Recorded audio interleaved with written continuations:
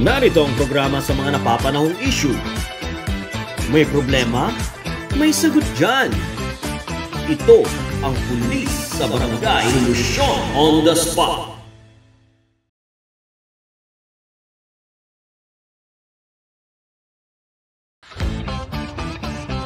Narito ang programa sa mga napapanahong issue. May problema? May sagot dyan. Ito ang Pulis sa Barangay, Solusyon on the Spot.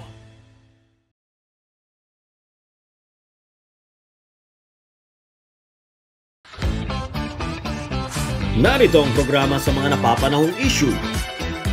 May problema? May sagot dyan. Ito ang Pulis sa Barangay, Solusyon on the Spot.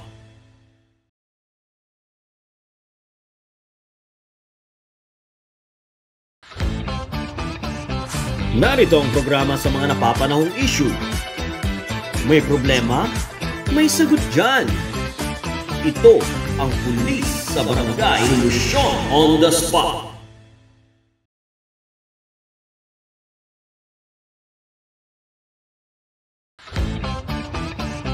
Narito ang programa sa mga napapanahong issue. May problema? May sagot dyan.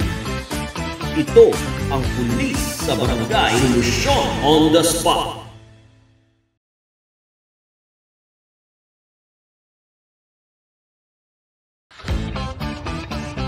Narito ang programa sa mga napapanahong issue. May problema?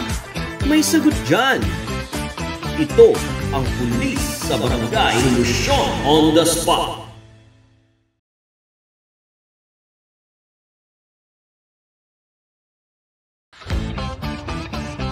Narito ang programa sa mga napapanahong issue. May problema? May sagot dyan.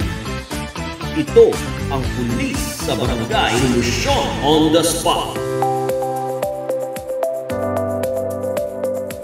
Magandang umaga mga kabarangay, masayang Huwebes at welcome sa ating bagong programa ang Pulis sa Barangay, Solusyon on the Spot. Ako po si Patrolwoman Aye. At ako naman po si Patrolman Nick. At your service. Kami ang taga-taguyan ng mga kwento at balitang pampag-good vibe, syempre. Tamang-tama ka dyan, partner. Isa yun sa layunin ng ating programa. Pero magpo-focus tayo sa mga solusyon na ipapakita natin sa mga hinaing ng ating mga kabarangay. Alam nyo ba mga kabarangay, noon pa man, ang programa ng PNP ay para matugunan ang problema ng ating barangay sa pamamagitan ng Revitalized Police sa Barangay o RPSB.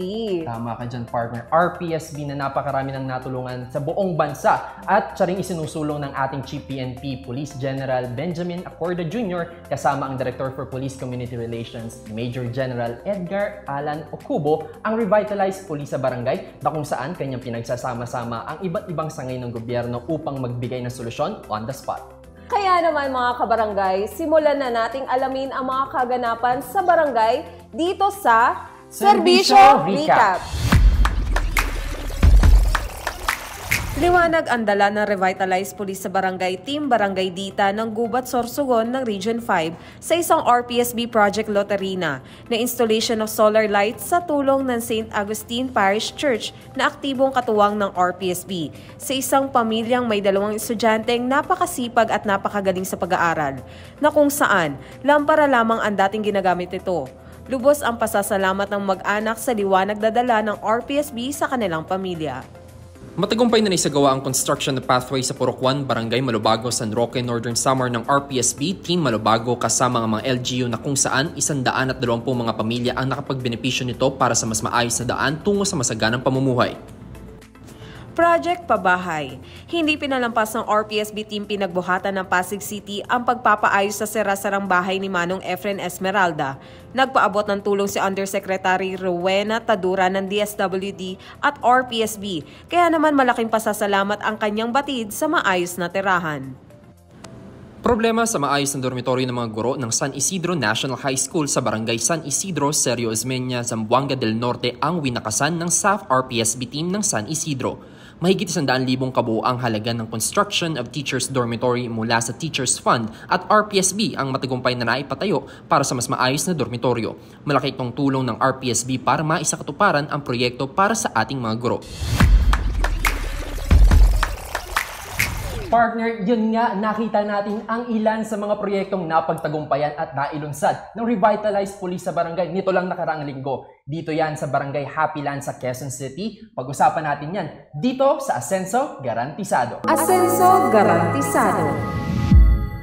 Pang nababasa or napapanood sa TV na masama ang imahe ng pulis, pero hindi totoo. Napatunayan ko, walang katotohanan yung sinasabing masama ang mga pulis. Hindi po. Ako po magpapatunay na ang pulis ay hindi masama.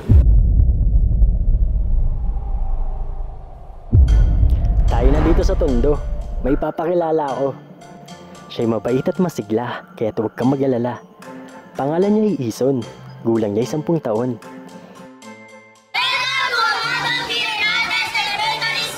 Subalit alam mo ba, sa eskwela, siya ay lagi lang nasa sulok. Sinisilip ang mga batang pumapasok.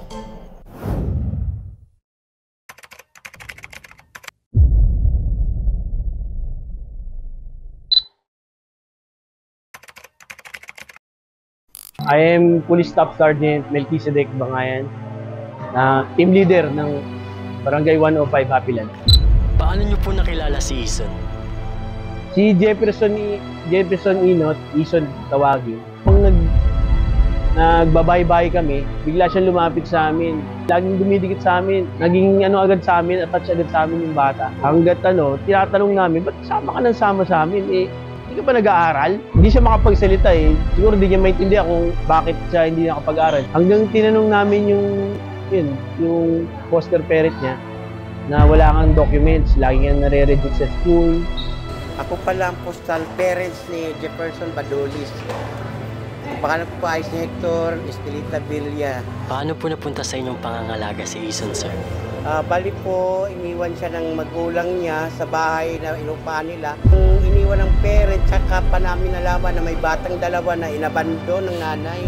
Bakit hindi nyo padalhin sa ospital yan? May pulso pa. Ay, walang magdala kundi ako lang. Nung dinala ko sa mother and child, pinagalitan ako ng doktor. Bakit daw papatayin ko yung anak ko? Sabi ko, Dok, ano po ako, concerned citizen lang. Doon nag-umpisa na napunta siya sa akin dahil hindi na siya kinuha ng nanay niya. Sa edad na 10 taong gulang, hindi pa daw po siya nakakapasok sa eskwela, sir? Oo. Kasi hinanapan ako ng birth certificate. 3 attempt ko na-enroll siya. Kaso lang nire-reject talaga kami dahil sa birth certificate. Hindi naman, nilakad ko na lahat ang birth certificate niya. Kaso lang nanay, parents talaga ang kailangang pipirma. Sinasabihan ako, makukulong ka kung pikiin mo kayo, hindi ko piniki. Yung mga problema ng mga bata na hindi nakakapag-enroll sa amin, unang-una nga po yung kakulangan sa mga papeles, lalo na sa kanilang birth certificate, na unang-una yun po ay karapatan nilang unang-unang trabaho, dapat sila po ay makapag-aral. Dahil ang pag-aaral ay libre, ang problema po ay yung dokumento nila. Kahit gusto nilang mag-aral, sinasabi nga nila, wala silang pang-asikaso. So nalineglect po yung kanilang karapatan na makapag-aral. Sa dami kong hiningihan ng tulong, pumunta na ako nanguna sa barangay. Humingi ako sa DSWD ng tulong paano makapag-enroll sa Ison. Sumunod, pumunta ako na City Hall. Hindi ako umabot ako ng 1 linggong kalalakad.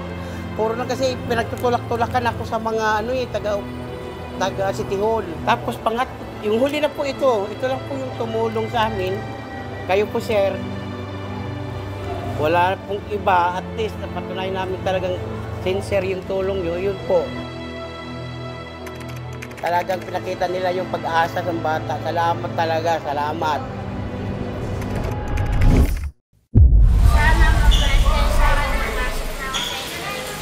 Tayo na dito sa Tondo. May papakilala ako. Siya'y mabait at masigla, kaya huwag kang mag-alala. Pangalan niya ay Ison. Gulang niya ay 10 taon. Sa pasukan, excited na siyang pumasok sa eskwela. Tiyak madami siyang kaibigang makikilala. Dahil si Ison, sa pasukan ay kinder na. Sa tulong ng mga pulis na kanyang mga naging ate at kuya. Asenso Garantisado.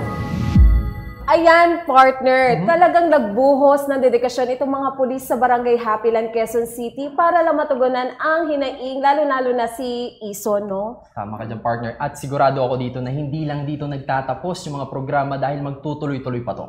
Napag-usapan na rin lang, partner, next week na ang Barangay Sangguniang Kabataan Elections or BSKE 2023. Kaya pala, partner, paglabas ko ng bahay, nakita ko na yung napakaraming mukha ng mga kandidato sa mga kalsada.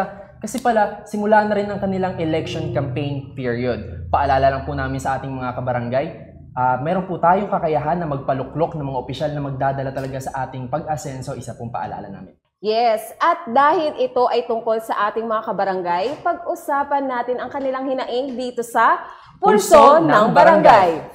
Pulso sa Barangay. Panahon na naman ng kampanya at kabi-kabilang mga pangako at plataporma na ang inalalatag ng mga kandidato. Pero ngayong araw, kamustahin natin ang isa nating kababayan na ipinagpalit ang kanyang boto para maitawid lang ang isang maghapon.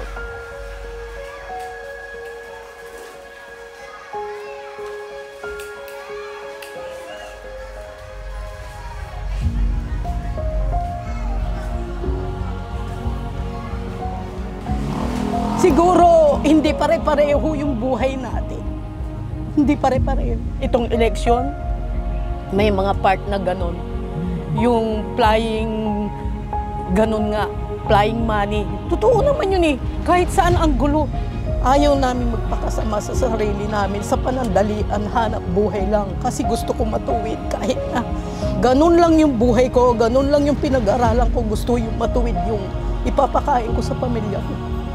Sa totoo lang. Hindi ako peking tao kung ano yung nilalaman ng puso ko yun. Pero siguro nga, meron nga ganun na lalo na nararanasan mo yung kahirapan sa buhay mo. Walang nagbago kasi binuto ko yung hindi ko gusto eh. Alam mo sir, ang kinita ko kahapon, 189. Alam mo sir, may bali pa akong 300. Sabi ko, ma'am, pwede bang 150 muna? Inuwi ko kakapiranggot lang. Kaya hindi mo ko masisi. Ang asawa ko walang trabaho. Siya rin. Pareho lang naman kami, kaya pagdating ng umaga, halos namamalimos na lang kami. Sabi ko, maedad na ako. Siyempre, di ko alam kung hanggang kailan ako rito sa ibabaw ng mundo. Ayon sa COMELEC, hindi na bago ang issue ng vote buying sa bansa. Kaya kamakailan, ang COMELEC ay naglunsad ng komite na lalaban sa vote buying sa darating na eleksyon. Ito ang Committee on Contra Bigay, nakasangga ng iba't ibang government agencies tulad ng Philippine National Police, Armed Forces of the Philippines, Department of Justice, at Anti-Money Laundering Council. Pero napakahirap mag-isip ng kinabukasan. Ayan na naman, starting na naman yung isasalang mo kung saan. Tapos nanay, wala nang bigas, wala nang isasain. Doon kami naglulok mo. Kaya kung minsan may mga offer, hindi nyo kami masisi.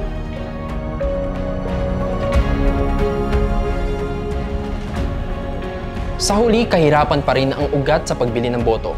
Pero kung magpapatuloy ang bintahan nito, maaaring hindi na natin mailuklok ang magpapalaya sa atin sa kahirapan. Nasa sa atin ang desisyon. Bumoto tayo para sa ating kinabukasan.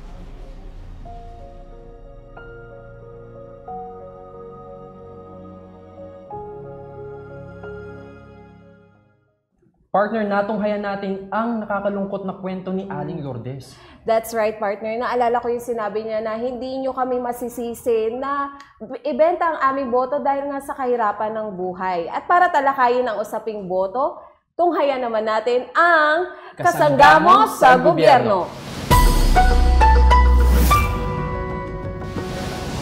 Mga kabarangay, para sa pilot episode ng ating programa, makakapanayan po natin ang Presidential Advisor for Poverty Alleviation. I-welcome po natin si Secretary Larry Gadon. Secretary Gadon, welcome po sa aming programa. Maraming salamat, Dayan, sa pag-imbita sa akin dito at magandang araw sa ating mga manunood. Secretary, to start, ano po ba ang mandato ninyo bilang pong Presidential Advisor for Poverty Alleviation? Ang mandato ko ay i-synchronize lahat ng plano ng gobyerno tungkol sa poverty alleviation at magbigay ng mga advice or guidelines sa mga nasasakupan ng mga ahensya ng pamahalaan na merong kinalaman sa poverty alleviation, sapagkat hindi lamang ang Office of the President ang merong poverty alleviation na program, kundi marami ring ibang ahensya. And ang isa sa mga mandato ko dyan ay gumawa ng mga recommendations, ng mga plano, at gumawa ng kung ano ang dapat na i-enhance o ano dapat na ipagpatuloy, at kung ano naman ang mga dapat na palitan ng programa kung sakaling ito ay hindi na effective. Ang mandato namin ay magbalangkas ng policy or direction. May pailan-ilan na mga programa naman na pwedeng kami ang mag-implementing agency. At para magkaroon lang din po ng konteksto, ito pong ating usapin, Secretary, ano po ba ang inyong assessment bilang Presidential Advisor for Poverty Alleviation sa tunay na lagay po ng ating bansa pagdating po sa kahirapan? Ang tunay na sitwasyon natin ngayon ay talagang mabigat dahil na about 20 million Filipinos are living under the threshold of poverty. And that is consisting of about 3.5 million families ang namumuhay sa baba ng poverty threshold. At yan ang pilit natin na iaakyat, na maresolbahan, na matulungan natin sila na magkaroon ng mas magandang buhay. At given, Secretary, na iyan po yung sitwasyon na kinakaharap po natin, ano po yung mga pangunahing programa ng inyo pong opisina para po resolbahin ito? Ang ginagawa namin ngayon ay nagbabalangkas kami ng mga policy na kung paano magkakaroon ng mga trabaho, permanenteng trabaho or livelihood ng ating mga kababayan, particularly yung mga nasa poverty threshold. At sa pamamagitan ng pagbibigay ng trabaho o pag-create ng mga jobs, ito talaga ang matatawag natin na solusyon na permanente sa kahirapan. Kasi kung walang trabaho, wala ring income, talagang mahirap na mabuhay ang isang tao. At ngayon naman, Secretary, para lang po itahi itong usapin natin sa nalalapit na eleksyon, gaano po ba kahalaga, Secretary, iyong pong pagboto ng tama sa kampanya ng gobyerno kontra sa kahirapan? Siyempre, ang pagboto ng tama ay talagang nakakatulong ito sa kahirapan dahil na kung magaling ang mga pinuno natin magmula sa barangay, ay makakatulong sila sa pagbibigay ng mga livelihood. Kung marunong ang mga barangay leaders natin, kahit yung mga nasa pinakababa ng community ay makapagbigay sila ng mga income sa ating mga kababayan. At mahirap din kasi yung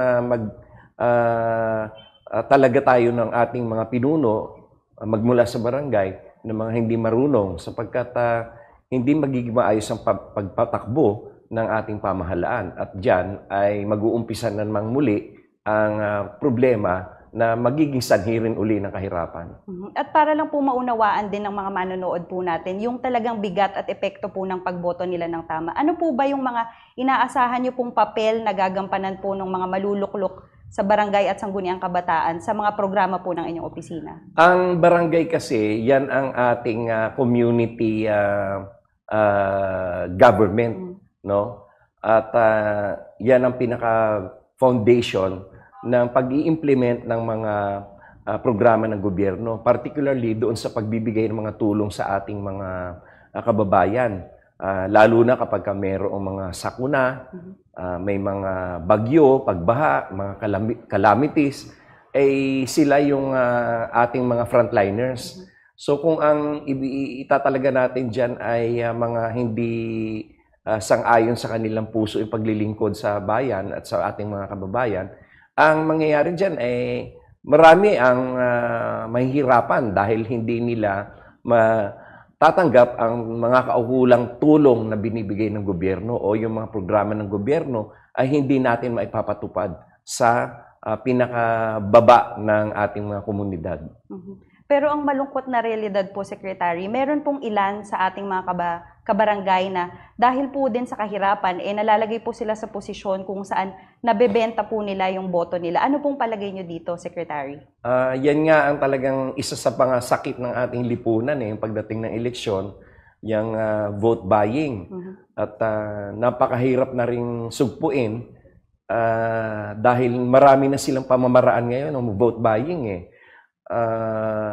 Hindi lamang yung direktang pagbili ng boto, kundi yung mga pamamaraan nila. Like, kunwari, kukuhanin sila ng watchers, o kaya kukuhanin sila mga campaign managers or campaign supporters. Siyempre, babayaran sila doon. It is also a form of vote buying. Kasi binibili mo yung loyalty ng mga tao upang ikaw ang iboto. Kasi sinusweldohan mo sila mahirap yung vote buying sapagkat sa kalaunan, babawiin din yan nung namuhunan. At babawiin yan sa pagiging corrupt. At babawiin niya yan yung pera sa kaban ng bayan. Dahil namuhunan siya Tama, Secretary. At paano nyo naman po nakikita, Secretary, na makakatulong sa inyo yung ibang ahensya ng gobyerno, lalo na po sa mga programa ninyo, tulad po ng PNP? Yung PNP, meron kasing mga programa ang PNP na nagbibigay sila ng tulong sa ating mga kababayan, lalo na sa mga barangay, lalo na yung enhanced barangay cooperation nila na ang layunin nila doon ay makatulong sa ating mga kapwa Pilipino na tingalain ang gobyerno, sumunod sa ating administrasyon at talikuran ang anumang mga pag-re-recruit sa kanila ng mga komunista. At yang ginagawa ng PNP, particularly ng DPRC ba yun? Oo. DPCR. Ay yung community relations, yung barangay relations nila ay napakaganda at ang approach kasi nila dyan ay hindi military at hindi yung pakikipaglaban, kundi yung pakikipag-ugnayan at pakikipagtulungan sa ating mga kabarangay. So napakaganda ng programa ng PNP. Maraming salamat, Secretary. Kung meron mang isang ahensya na talagang dapat na bigyan ng pagkilala sa pagbabawas ng ating insurgency problem, ay walang iba yan kundi ang PNP. Doon sa kanilang mga ginagawa mga community relations, yung police sa barangay. Oo, yan, ganyan, maganda. Maraming salamat, Secretary. I'm sure marami po ang natutuwa na narinig po iyon galing po sa inyo. Ngayon naman po bilang panghuli, Secretary, ano naman po yung mensahe pa na gusto nyo pong iparating sa ating mga manonood bago po tayo magpaalam? Sa ating mga manunood, ating mga kababayan, atin lamang suportahan ang ginagawa ng administrasyon upang mabawasan ang kahirapan at upang masugpo natin ang terrorism at ang insurgency.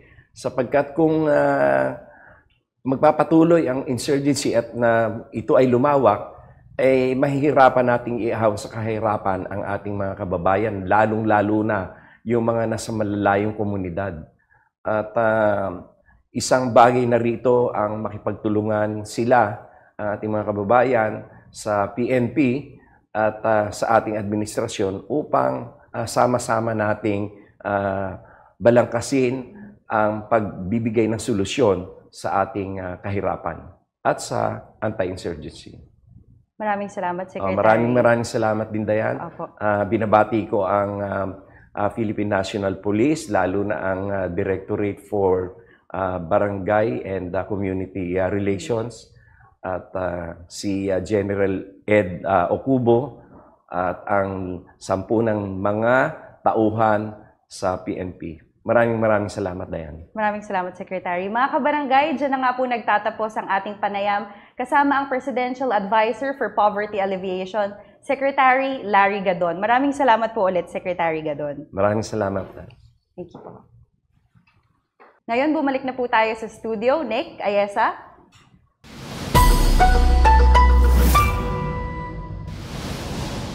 Salamat Dayan at kay Secretary Gadon na hitik sa kaalaman at sulit sa mga natutunan. May tama ka na naman, partner. Tulad nga ng sinabi ng ating kasangga sa gobyerno, mahirap ang vote buying dahil sa kalaunan, babawiin yan ng mga namumuhunan. Tama ka dyan, partner. Ngayon naman, pakinggan naman natin ang ating mga kabarangay sa labas sa studio, ang kwelang tambalang Jedi. Para sa Anong Sa Inyo, samahan natin ang pinakabagong tambalan sa tanghalian, sina Jessa at Sedi sa Kabarangay Anong Say Mo! Hi mga kabarangay! Ako po si Jessa Lakwachera. At ako naman, si Sedi, laging ready. Andito tayo ngayon sa Barangay Bagong Lipunan, Quezon City. Para alamin kung anong say mo. Kuya Reggie, tatanong lang namin kasi yung eleksyon ngayon parating ng October 30, 2023. Yung Barangay Sangguniang Kabataang eleksyon. So, kuya, tatanungin namin, mahalaga ba yung eleksyon? Opo, mahalaga talaga yung eleksyon ngayon kasi para mapalitan naman yung mga nakaupo sa posisyon na yung parang hindi marunong magtanaw sa mga kapwa nila. Mahalaga ang eleksyon. Pag hindi mahalaga ang eleksyon, parang magulo ba yung ano mo, magulo yung isang lugar. Mahalaga siguro kasi kailangan man din natin ng mamumuno sa ating sa ating lugar. Bali kung sakaling makita ka nung nagbibigay ng pera or yung nag-vote buying, ano bang dapat gawin? Sa akin lang, hayaan na lang siguro kung tatanggapin kung sino yung nagbigay, kung tatanggapin man lang hindi. Hayaan na lang. Alam ko yung vote buying, pero ni minsan hindi ko pinagbili yung boto ko. Ni pisong duling wala akong natatanggap sa mga ganyan. Kasi sa kalooban ko, kung sino yung iboboto ko, malaya akong bumoto. Yun lang yung malaya akong bumoto kung sino yung iboboto ko. Siyempre kailangan isumbong kasi illegal naman po yung pagboto, di ba? Kasi bakit mo ibebenta yung sarili mong boto? Parang binenta mo na rin yung sarili mong, ano ba ang tawag doon? Dignidad. Oo, yun. Kasi parang dapat ikaw yung mamimili ng sarili mong leader eh. Bawal po yun, sir. Opo? Bawal po yung binibili yung... Anong gagawin mo dapat? Siyempre dapat i-report natin sa kinukulan natin na bawal bumili ng mga boto. Ay hindi kailangan ibenta yung boto. Kasi yung boto, mahalaga yun.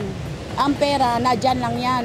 Paghihirapan mo, nandyan lang yan. Kailangan, ang boto mo, kung sinong gusto mong iboto mo. Yung tama lang talagang bubutuhan nga karapat-dapat. Muli, ito po si Jessa Lakwachera. Ako naman, si Sedi, laging ready. Para sa Anong Say Mo?